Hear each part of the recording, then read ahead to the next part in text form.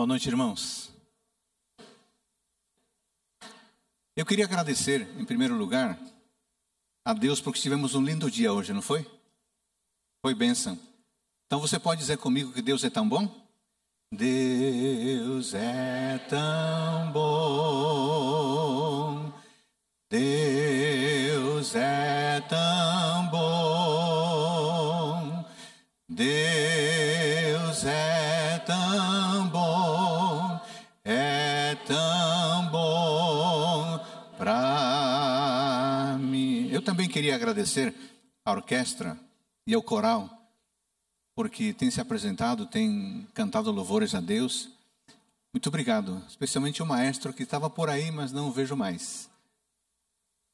Cadê? Cadê o maestro? Tá lá. Muito obrigado. Eu sei que isso são horas e mais horas de ensaio e voluntariamente, isso é uma bênção. Obrigado por você organizar isso. E a UNASP pela gentileza e pela grandeza de colaborar e trazer os seus profissionais aqui. Você não acha que foi bom também? Foi bênção, né? Muito bem. Irmãos, ontem eu terminei o tema fazendo uma pergunta. Qual foi a pergunta? Qual foi a pergunta? Ontem eu perguntei, e será que Jesus Cristo tem alguma coisa no ministério dele, na vida dele, para que nós possamos tomar dele exemplos para o seu estilo de vida? Essa foi a pergunta de ontem. Considerando, irmãos, que o lema do congresso é Cristo, Justiça Nossa, eu convido hoje a que você olhe comigo para alguns poucos aspectos do comportamento de Cristo, com a finalidade de imitá-lo. Porque se Cristo é a nossa justiça, Ele também é o nosso modelo. Vamos olhar então hoje para alguns textos bíblicos, poucos. E a partir desses textos bíblicos vamos abstrair lições preciosas para a nossa vida. E o título do sermão de hoje é Vivamos como Jesus. E o nosso ponto de partida está em Marcos. Vá comigo, por gentileza, para o livro de Marcos, capítulo 1, versículo 35. Marcos, capítulo 1, versículo 35. Em Marcos, capítulo 1, versículo 35, lemos assim: Tendo-se levantado alta madrugada, saiu, foi para um lugar deserto e ali orava. Lição número 1 do estilo de vida de Jesus para nós. Acordemos cedo para buscar o Pai. Irmãos queridos, Jesus acordava cedo para falar e ouvir a voz de seu Pai. No livro A Ciência do Bom Viver, página 52, Ellen White diz que o alvorecer encontrava Jesus muitas vezes em algum lugar retirado, meditando, examinando as Escrituras, lembram dos bereanos? Examinando as Escrituras em oração. E ela termina assim: com cânticos saudava a luz matinal. Logo cedo de manhã, Jesus Cristo consultava o seu Pai antes de consultar a sua agenda. Ele se aconselhava com seu Pai antes de conversar com qualquer pessoa. Ele ouvia o seu Pai antes de ouvir o noticiário. Ele buscava a influência de Deus bem cedo, antes de que qualquer ideia, por melhor que fosse, pudesse influenciá-lo. Conversar com seu Pai era um hábito diário na vida de Jesus. Ele sabia e sabe que conversar com Deus funciona. Querido irmão, querido jovem, deixe-me dizer-lhe algo muito importante. Se há algo que Satanás teme, é a sua ligação com Deus por meio da oração. Por causa disso, Satanás vai sabotar você de todos os jeitos que ele puder. Tudo para que você não converse com o seu Pai Celestial. Por isso, Não permita que isso aconteça. Sabe qual a solução? É muito simples. Marque um encontro diário com Deus. Coloque ali na sua agenda. Ora, você não marca a agenda com o dentista? Você não marca a agenda com o médico? Você não marca a agenda com o mecânico? Então, ali na sua agenda, logo de manhã, escreva bem claro: diálogo com meu Pai Celestial. Porque se você não fizer a sua agenda, alguém a fará por você. De manhã cedo, no momento da devoção pessoal, é o momento oportuno para receber a capacitação especial, celestial, para a nossa tarefa terrenal. Por isso, querido irmão, busque a Deus de manhã, para que seu dia tenha foco. Busque a Deus de manhã, para que seu dia seja organizado. Acorde cedo, busque a Deus cedo e Ele acompanhará você ao longo do dia. Eu lhe pergunto, tem você buscado a Deus em oração?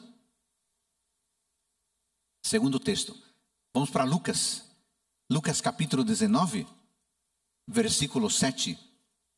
Lucas capítulo 19, versículo 7 diz assim: todos os que viram isto, ele estava na casa de Zaqueu, todos os que viram isto murmuravam, dizendo que ele se hospedara com homem pecador. Segunda lição de Cristo para a nossa vida hoje: estejamos onde as pessoas estão.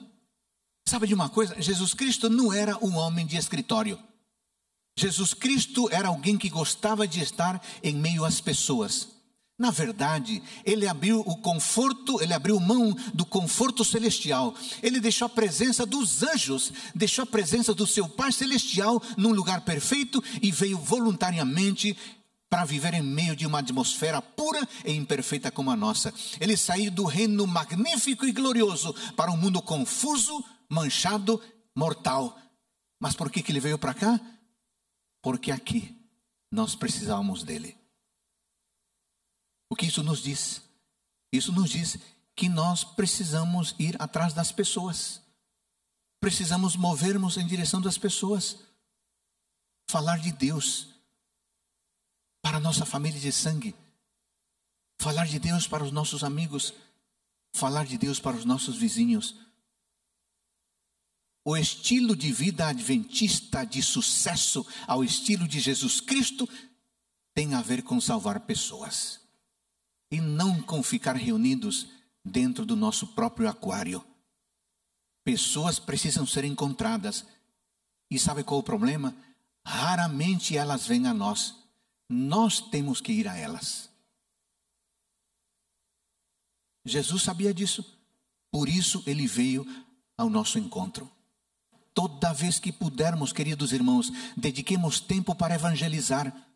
Há muita bênção na evangelização, tanto para quem recebe a semente, quanto para quem entrega a semente. Existe bênção para o evangelizado, mas também existe bênção para o missionário.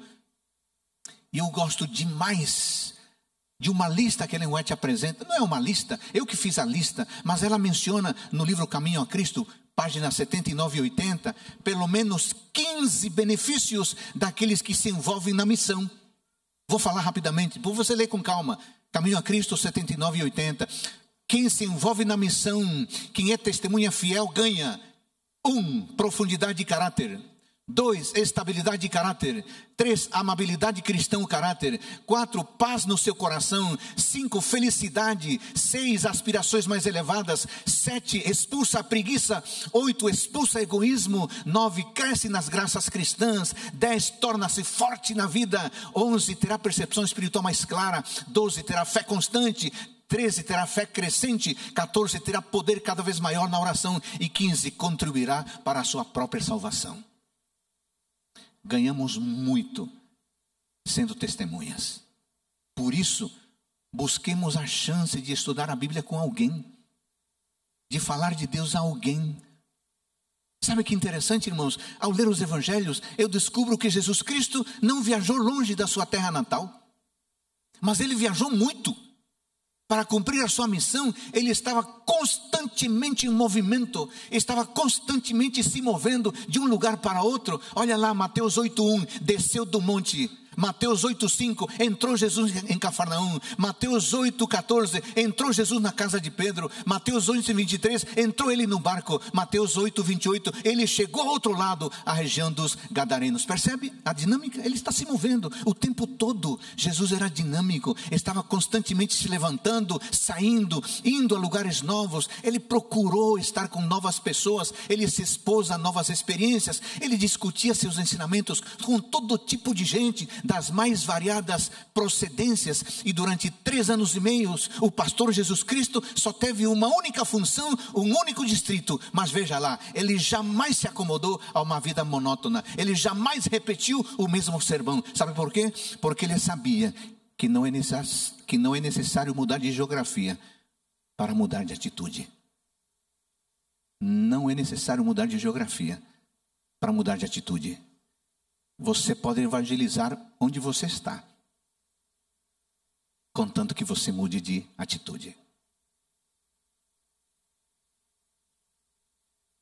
Deixa eu dizer para vocês com sinceridade, eu tenho ficado muito impressionado positivamente com os diversos ministérios que muitos de vocês estão apresentando nos diversos estandes aqui no Congresso. Eu já vi alguns, conversei com alguns, e a minha percepção imediata é que muitos de vocês estão envolvidos no dinamismo na missão, apoiando a igreja de diversas maneiras. Isso é ótimo, isso é extraordinário. E vocês merecem parabéns por esse envolvimento.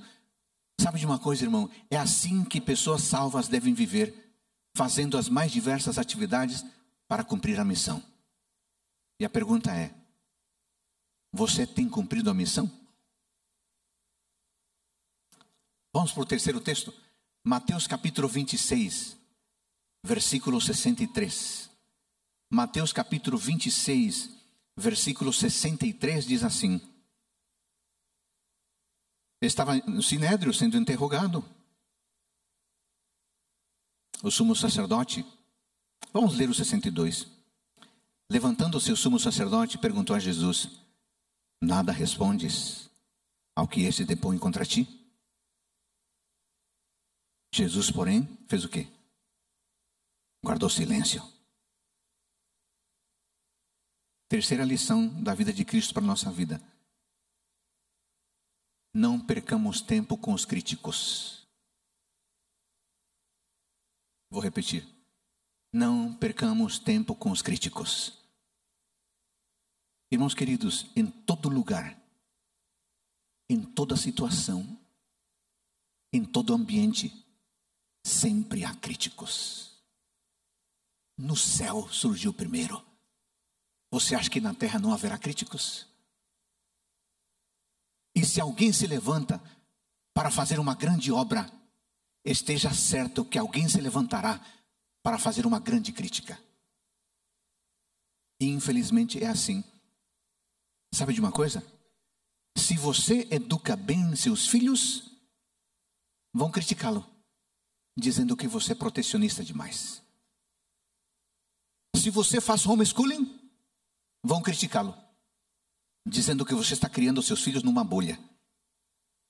Se você cuida da alimentação com zelo, vão criticá-lo, dizendo que você é extremista. Se você seleciona bem suas músicas, filmes e leituras, vão criticá-lo, dizendo que você é fundamentalista. Se você cuida bem da sua vestimenta com modéstia, vão criticá-lo, dirão que você é antiquada. Se você toma cuidado com os adornos que usa, vão criticá-la, dizendo que você é ultrapassada. Se você se mantém virgem até o casamento, vão criticá-lo e vão zombar de você, dizendo que você é quadrado e esquisito. Infelizmente é assim. Não foi diferente com Jesus Cristo. Jesus foi perseguido. Aliás, queriam matá-lo desde bebezinho. E no caso mais paradigmático de crítica, quando ele estava sendo ridicularizado e preparado para a crucificação, o que ele fez?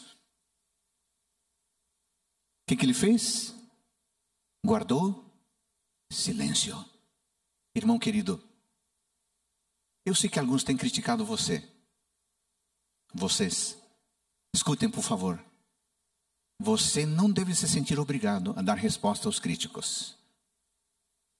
Você não tem que fazer vídeo ou podcast respondendo aos críticos. Não faça isso. É uma perda de tempo. Jesus não se sentiu obrigado a dar resposta às críticas e aos críticos. Ele não perdeu tempo com pessoas que estavam tentando lhe armar ciladas. Sabe qual é o problema dos críticos? Os críticos são espectadores, não são participantes. E espectador tem tempo demais, e por isso o tempo que ele tem o usa para criticar. E porque tem tempo demais, acha que tem resposta para tudo, pois o espectador não está no calor da atividade, e sim no conforto de quem apenas observa. Os críticos normalmente são pessoas desanimadas, que não conseguiram alcançar o objetivo desejado na vida. Como alguém disse, a crítica é o gargarejo mortal de um fracassado. Pense nisto. Nunca houve um monumento sequer erigido a um crítico. Monumentos são construídos para quem resolve problemas, não para quem cria problemas. Pessoas críticas são pessoas desapontadas, desiludidas, sem foco.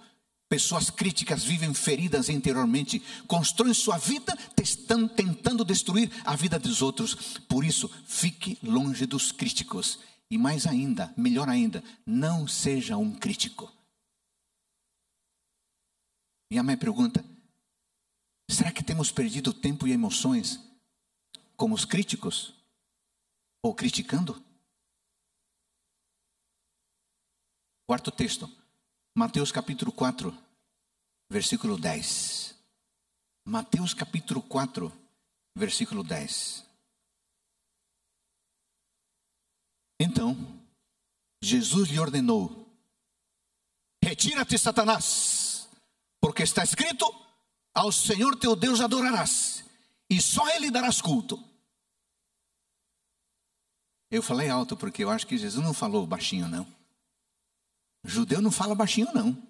Judeu é enérgico. E com voz de comando, Jesus deu a ordem ao inimigo. Irmãos queridos, quarta lição da vida de Cristo, a nossa vida: resistamos à tentação. Irmãos queridos, a tentação é a oferta do pecado numa embalagem sempre sedutora. A tentação é uma oportunidade para escolher o prazer temporário em detrimento do ganho permanente. A tentação é o oferecimento do que é fácil e atraente, mas que no fundo esconde o que é destruidor e mortal. Sabe de uma coisa? Satanás é especialista em tentações. Há milhares de anos que ele as prepara e derruba quem ele quer. Imagine, ele tentou Jesus Cristo.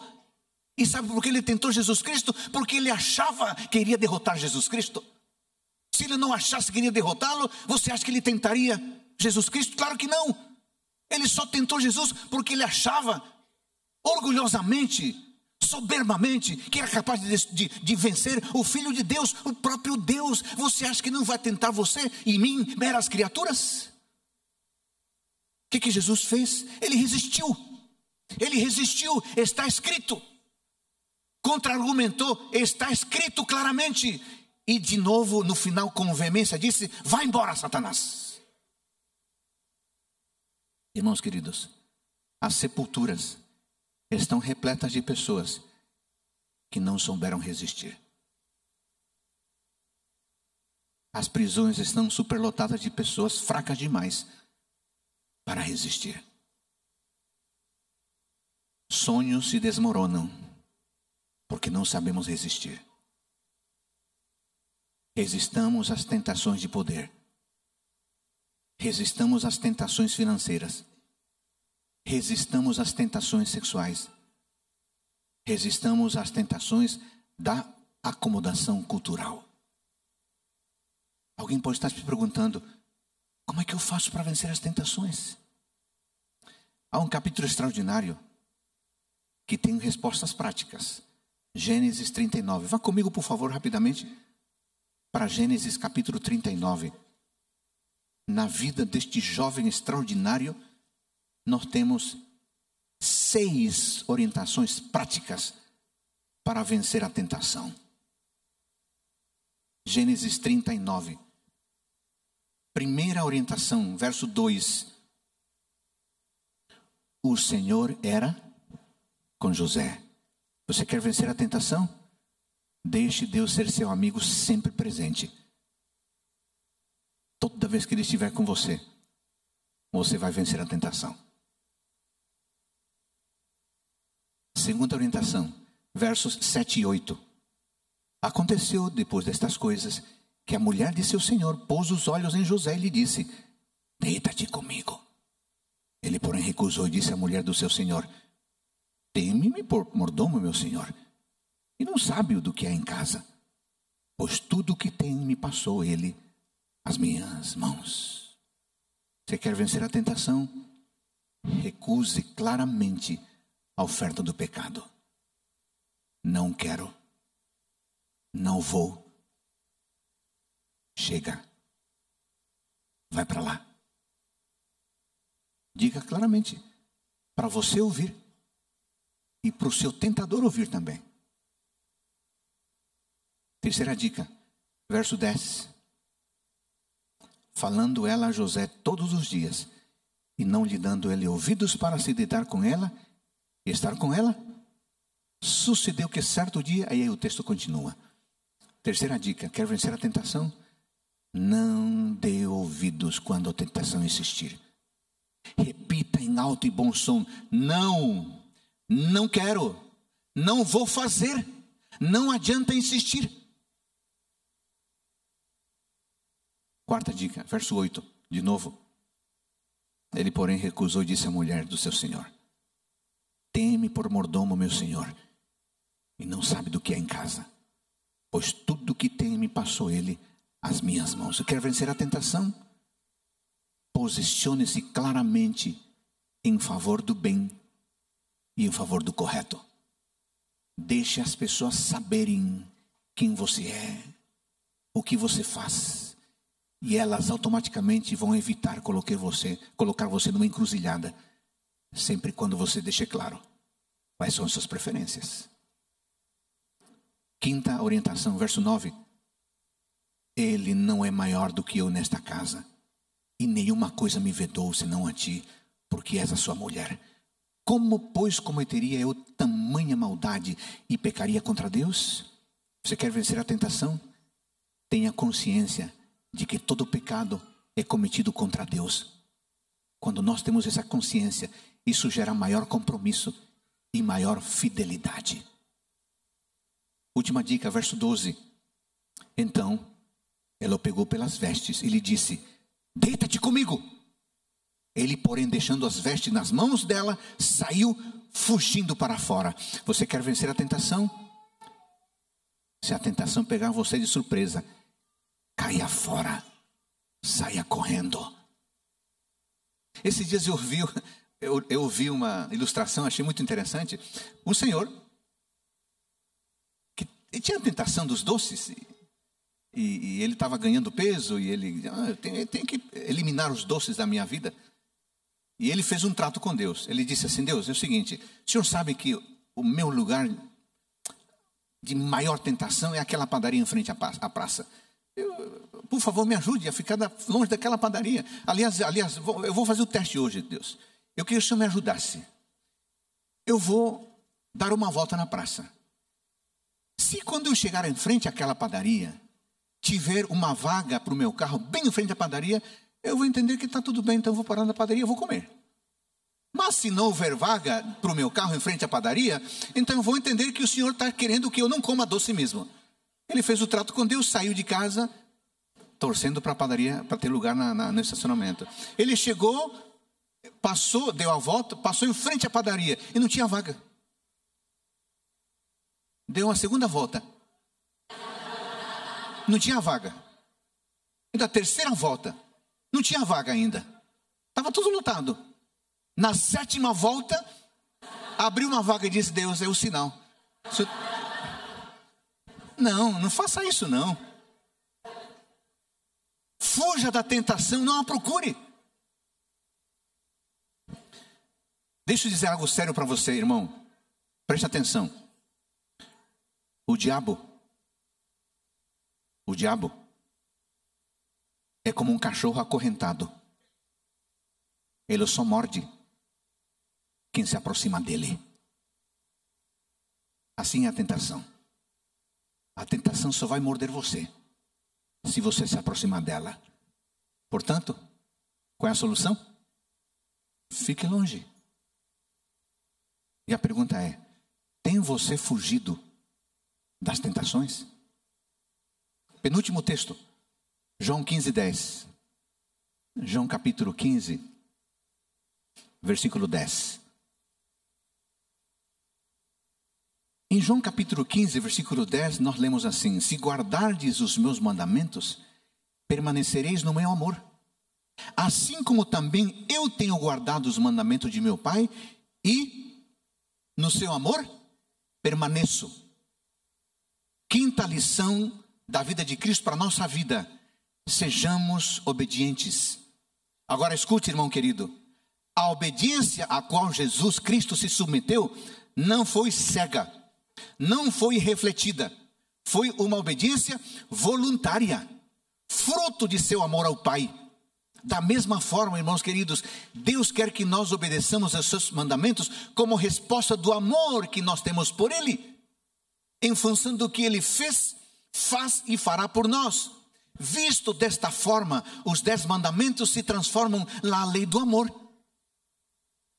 Agora veja comigo como funcionariam os 10 mandamentos nessa perspectiva do Deus que me ama e o Deus a quem eu amo. Mais ou menos assim. Mandamento 1.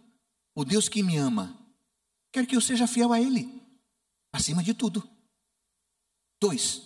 O Deus que me ama quer que eu adore da maneira certa, como Ele espera ser adorado. 3. O Deus que me ama quer que eu seja reverente e respeitoso com Ele. 4. O Deus que me ama quer que eu santifique seu dia, o sábado, guardando-o corretamente.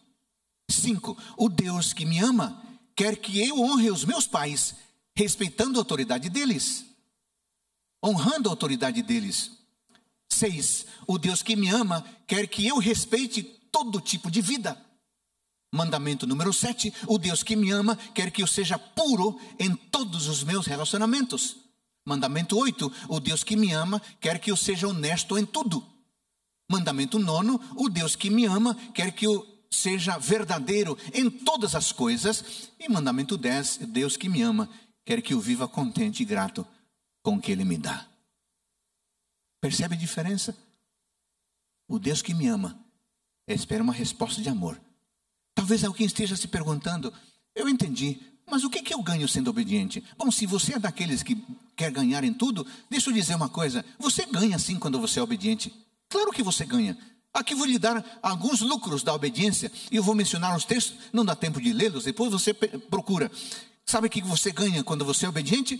Número 1, iluminação e sabedoria. Salmo 119, 99.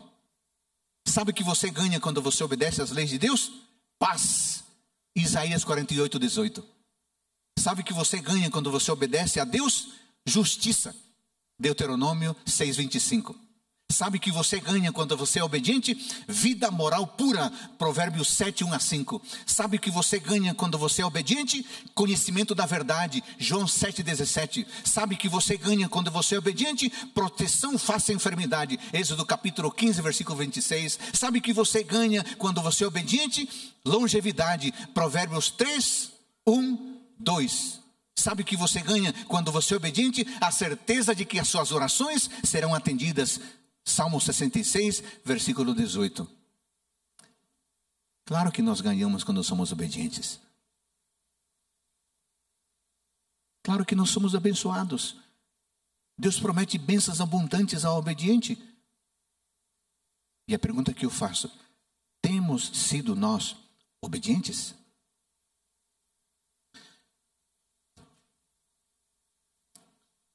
João capítulo 11, versículo 6 é nosso próximo texto.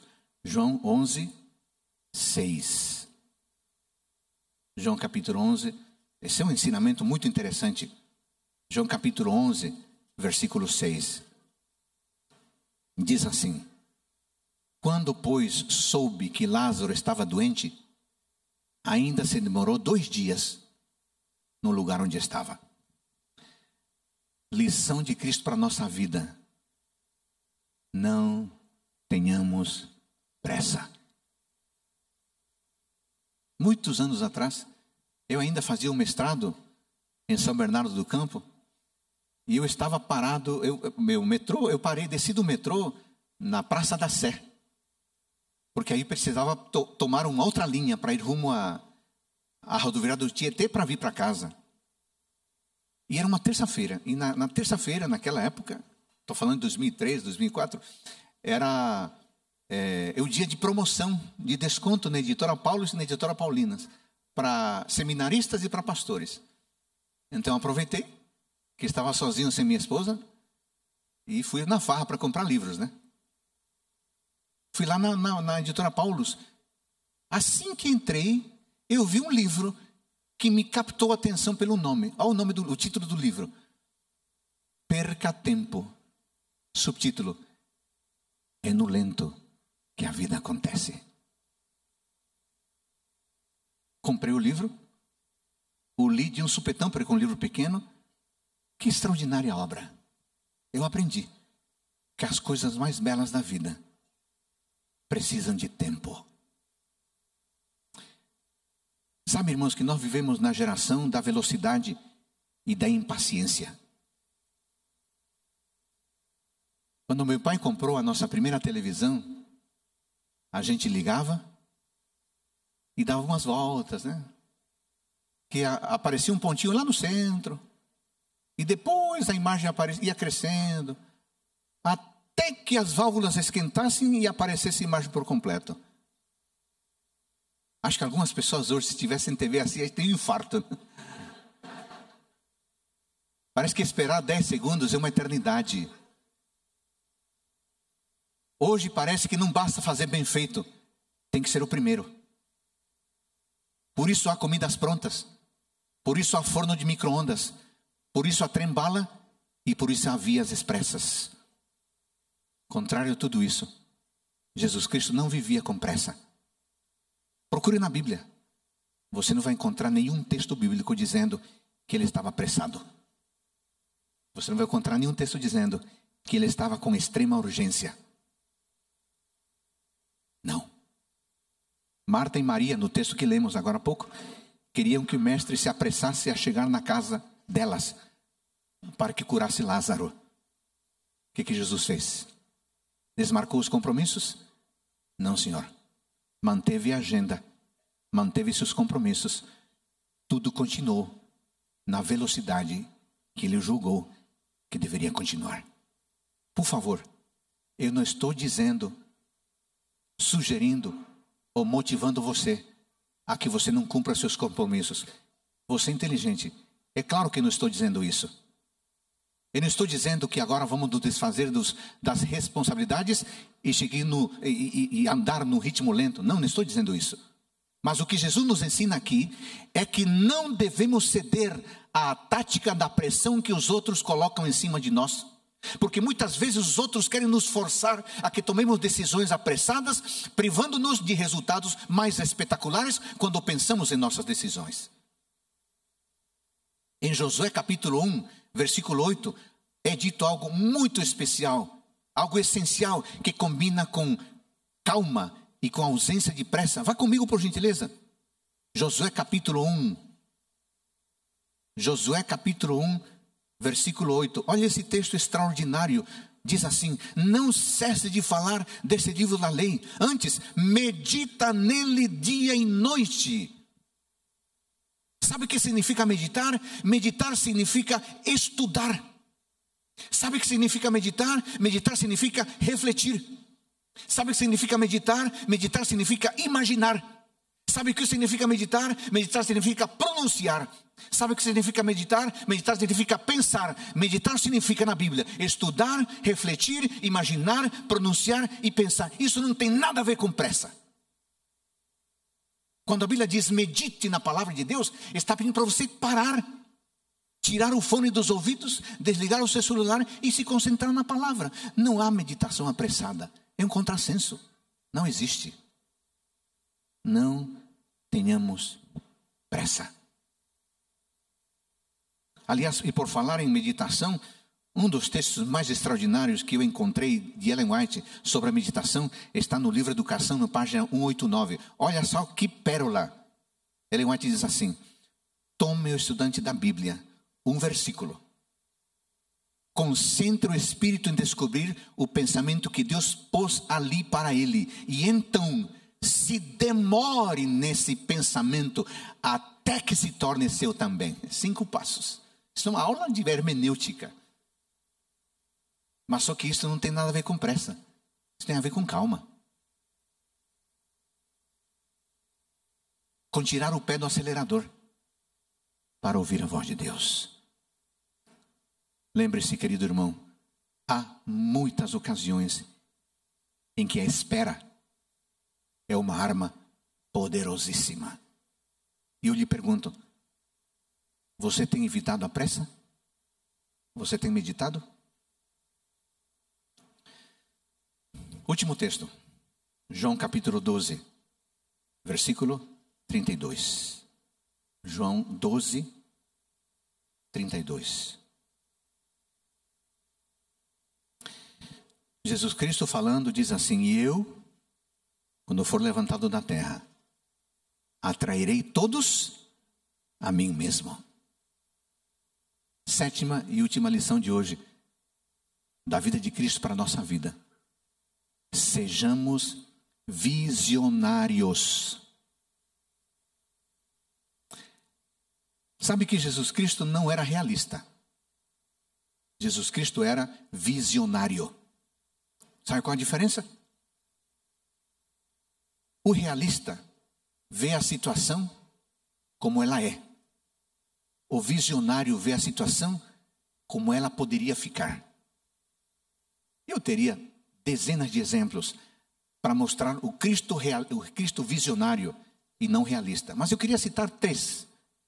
Vocês se lembram quando Jesus Cristo encontrou a mulher samaritana no poço? Em vez de focar no fato de que ela fora casada 5 vezes, o que Jesus fez? Ele lhe disse que lhe daria água viva e que ela nunca mais teria sede novamente. Cristo não perdeu tempo com minúcias. Ele gastou tempo naquilo que era essencial. Sabe por que fez isso? Ele era visionário. Ele via essa moça transformada. Por isso ele tocou naquilo que era essencial. Segundo exemplo do Jesus visionário. Vocês se lembram sobre a mulher apanhada em adultério? Lembram dela? João capítulo 8. Jesus não quis focar no pecado dela. Ele lhe disse simplesmente: eu também não a condeno. Agora vá e abandone a sua vida de pecado. Percebe? Ele não ignorou o pecado, mas ele viu uma vida transformada. Assim são os visionários. Terceiro exemplo. Você se lembra lá em João capítulo 13, quando Pedro demonstrou ingenuidade e desconhecimento do processo do lava-pés? Você lembra disso? Lembra da resposta de Cristo? João 13:7 diz assim: o que eu faço não sabes agora, compreendê-lo-ás depois. Percebe? O Jesus visionário. E Jesus estava certo. Poucos anos depois, esse Pedro ingênuo e impetuoso se transformou num grande líder da primeira igreja. Irmão querido, Satanás é especialista em nos jogar na cara o nosso passado para questionar o nosso presente e destruir o nosso futuro. Sabe por quê? Porque ele é realista. No entanto, Jesus Cristo é especialista em perdoar o nosso passado consertar o nosso presente e nos garantir um bom futuro. Sabe por quê? Porque Ele é visionário. Irmãos queridos, se Cristo é visionário, eu tenho um desafio para você e para mim. Sejamos nós também visionários. Sonhemos com as coisas boas. Em vez de ficar criticando os erros que nós observamos, sonhemos com as coisas boas. Sonhemos com a nova terra, onde a nossa maior esperança se concretizará, ver a face de Jesus Cristo. Sejamos visionários, sonhemos com o dia em que o bem derrotado vencerá o mal triunfante. Sejamos visionários, sonhemos com o dia em que dores e angústias serão eliminadas para sempre. Irmãos queridos, eu sei, nem para você e nem para mim, eu sei, a vida não é indolor. A nossa caminhada neste mundo é marcada por angústias, por sofrimento e por morte. A desgraçada morte já visitou a nossa casa e já nos trouxe profundas tristezas e nos causou dores que nunca serão recuperadas nesta terra, nunca serão eliminadas, nunca serão curadas. Nesta caminhada, neste mundo, a nossa caminhada é marcada por angústia, por sofrimento, por morte. Nós cruzamos aqui nesta terra por desertos tórridos, descemos a vales profundos e atravessamos pântanos perigosos. Os nossos pés são feridos, o nosso coração é afligido e muitas vezes choramos angustiados de dor. No entanto, irmãos queridos, a nossa caminhada não é feita no escuro, não. Não. Nós não caminhamos em meio à incerteza. Sabe por quê? Por algumas lindas promessas. Uma das que mais me impressiona é a de Apocalipse 21:4. É o último texto que vamos ler hoje. Para mim, é uma das mais impressionantes. Apocalipse 21:4. Esse pequeno texto apresenta algumas das mais poderosas promessas da Bíblia.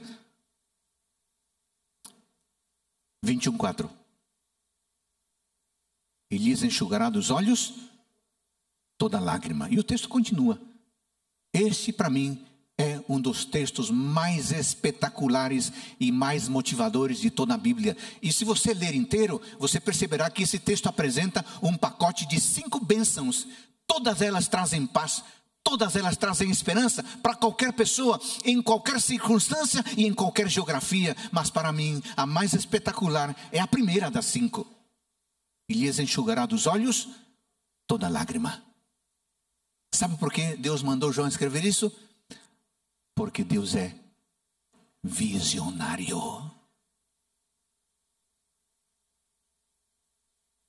Eu não sei se estou certo, mas às vezes eu tenho a impressão de que muitas vezes nós somos negativistas, pessimistas. Parece que o que mais temos sagacidade para detectar e observar é o erro, é o problema. Nos tornamos críticos demais, ferimos-nos uns aos outros, porque focamos no que é real, em vez de focar no que Deus pode fazer conosco e com as pessoas. Aí porque nos tornamos especialistas em ver o que é real, aí então destrinchamos o erro dos outros. Criticamos, a igreja é assim, a igreja é assado, o irmão é assim, o pastor é assim, o ancião é assim, a irmã é assim.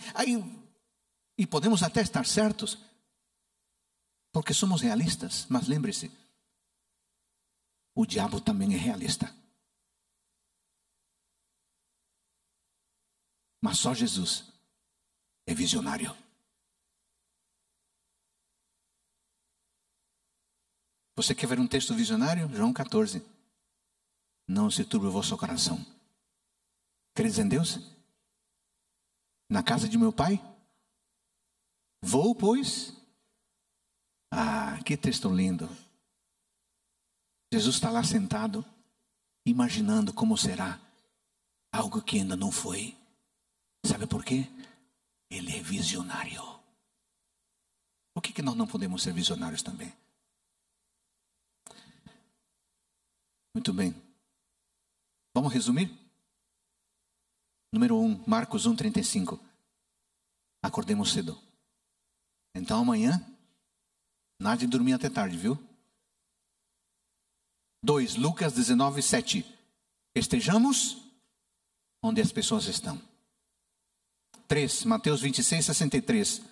não percamos tempo com quem? Com os críticos. E melhor, não sejamos críticos. 4, Mateus 4:10. Resistamos à tentação. 5, João 15:10. Sejamos obedientes. 6, João 11:6. Não tenhamos pressa. E finalmente João 12:32. Sejamos visionários. Irmãos queridos, o Senhor Jesus Cristo, um carpinteiro, não deixou nenhum registro, não escreveu nenhum texto, não produziu nenhum artigo, não fez nenhuma pesquisa, não escreveu monografia, não escreveu livro nenhum, mas o que ele fez até hoje impacta a nossa vida de um jeito impressionante. No belíssimo livro chamado E se Jesus não tivesse nascido, o Dr. James Kennedy nos lembra algo muito lindo. E eu leio agora aqui.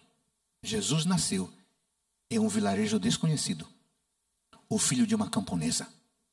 Jesus cresceu em outro vilarejo, onde trabalhou em uma carpintaria até completar 30 anos. Então, durante 3 anos, foi um pregador itinerante. Nunca escreveu um livro, nunca ocupou uma posição, nunca teve família, nunca teve casa. Não frequentou a faculdade, nunca conheceu uma cidade grande, não se afastou sequer 300 quilômetros do lugar onde nasceu. Não fez nada do que normalmente acompanha o poder. Não tinha credenciais. Era simplesmente ele. Tinha apenas 33 anos de idade quando toda a opinião pública se voltou contra ele. Seus amigos fugiram e um deles chegou a negá-lo. Foi entregue a seus inimigos e passou pelo escárnio de um julgamento. Foi crucificado entre 2 ladrões. Quando estava morrendo, seus executores disputavam por suas roupas, suas únicas propriedades neste mundo. Quando morreu, foi sepultado em um túmulo emprestado por um amigo misericordioso. 20 séculos se passaram e hoje ele é a figura central da raça humana. E hoje estamos falando dele. É irrefutável que a vida do jovem Galileu causou grande impacto em sua época e em nossos dias. E o mais espetacular, fez isso apenas até os 33 anos de vida. É muito jovem, vocês não acham? Isso para dizer, sabe o quê? O jovem pode. O jovem consegue. O jovem é capaz. O jovem é leal. O jovem é forte. Queridos adolescentes, jovens, hoje vocês são jovens. Mas deixa eu te falar, esse rosto esticadinho, quando você menos imaginar, ele estará enrugado.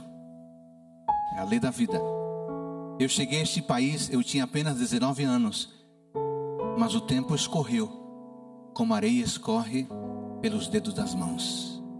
E de repente, eu que cheguei com 19 anos, já passei dos 50. Parece que o tempo voou.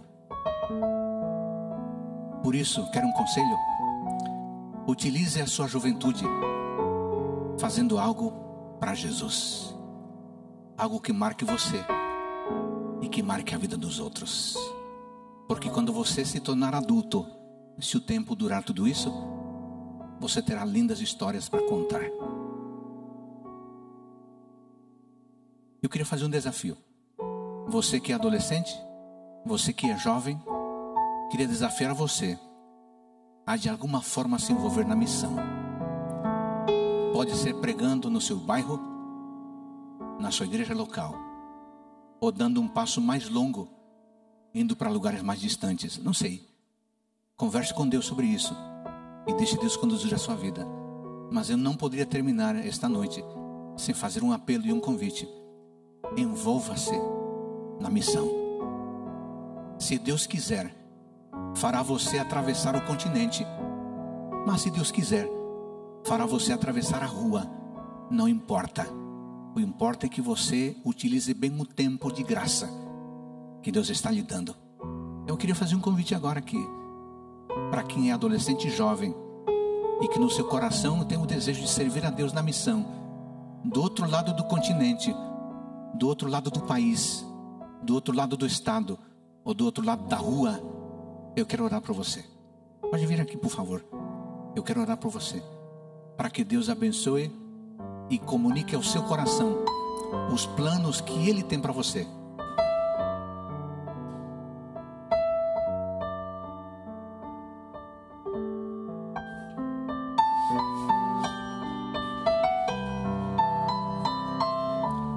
Vamos abrir espaço para cá, por gentileza. Para cá também. Pode ser? Acho que todos os jovens virão. Não sei se vão ter espaço para todo mundo. Temos que ter espaço para todo mundo. Ó, alguns subam aqui, por gentileza, ó. Por favor, pode subir aqui, para que haja espaço para todo mundo.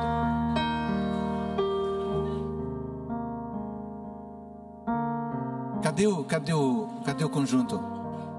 Cadê as meninas? Venham cantar pelo menos a primeira parte, por gentileza. Pode ser? O pianista já está aqui? Enquanto os jovens vêm, cantem o coro. Vamos esperar todos os jovens virem e vamos fazer uma oração de consagração, para que Deus diga no seu coração qual é a missão que Ele tem para você. Tá bom? Pode ser, meninas, por favor, o coro. Enquanto os jovens se ajeitam aqui, aí nós fazemos a oração.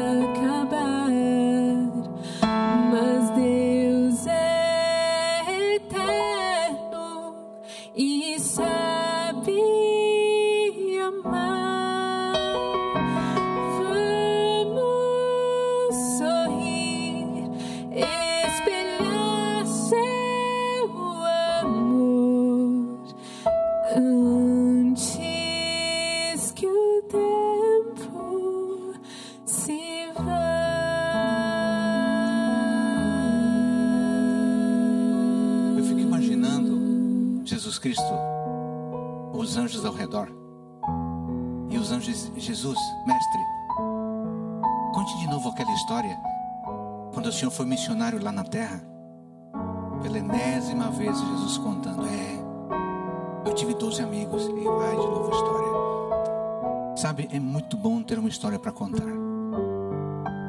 e quando você se envolve na missão, de alguma forma, você cultiva memórias, histórias para contar. Talvez alguns de vocês serão chamados a serem missionários lá na universidade onde vocês estudam. Fazer um grupo de estudo da Bíblia, um pequeno grupo, orar por alguém. Talvez alguns serão chamados a serem missionários lá na escola, lá no colégio onde você estuda. Outros serão chamados para serem missionários lá no trabalho onde estão agora. Outros, Deus vai dizer, vem cá, eu quero você lá na Índia. Eu quero você lá no Japão. Eu quero você lá na China. Eu quero você lá no Líbano. Eu quero você lá no Nepal. Eu quero você lá no Oriente Médio. Eu quero você lá no Uzbequistão. Eu não sei. Mas seguramente Deus já tem no seu mapinha o nome de vocês dizendo, estou terminando de ajeitar. E logo vou chamar. Deus abençoe você, para que você aceite cruzar o continente ou cruzar a rua. Tanto faz. O importante é espalhar o amor de Deus. Querido Pai, muito obrigado pelo momento que estamos tendo aqui. Obrigado porque o Espírito Santo tocou o coração destes jovens, meninos e meninas, cheios de sonhos, tantos planos bonitos na cabeça e no coração. Mas, Pai, por favor, permite que eles tenham histórias para contar. Histórias de testemunho do amor de Deus no outro lado do continente ou no outro lado da rua.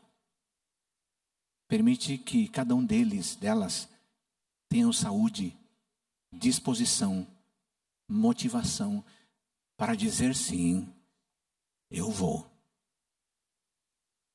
falar de Cristo onde o Senhor me chamar.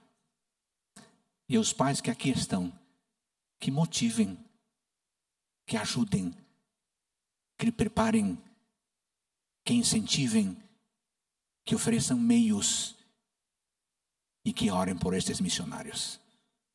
Eu os entrego em tuas mãos agora. E como ministro do Evangelho, eu abençoo estes meninos e meninas para que sejam missionários poderosos em tuas mãos. Em nome de Jesus. Amém.